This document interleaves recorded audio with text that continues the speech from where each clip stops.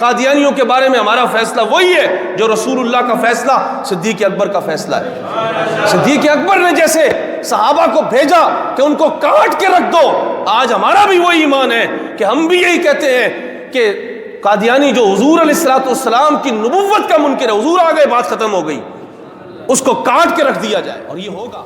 کیسی عجیب ہوا چل گئی ہے۔ ہمیں تو اللہ کا فضل ہے، پوری دنیا کی دولت بھی، پوری دنیا کی دولت حکمرانی یہ لے آئے، لیکن ہمارا فیصلہ ختم نبوت کے حوالے سے وہی ہے۔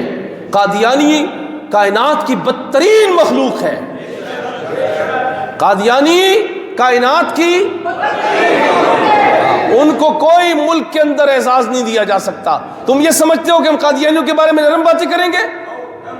قادیانیوں کے بارے میں نرم بات، حضور کا کوئی غلام بھی جس نے حضور کو خاتم النبیین مانا ہوا ہے، وہ کیسے قادیانیوں کے بارے میں نرم بات کر سکتا ہے؟ ہم کہتے ہیں قادیانیوں کو گردن کاٹو ان کی، وہ بھی کندھوں کے اوپر سے کاٹو۔ بات کرتے ہو ہم سے؟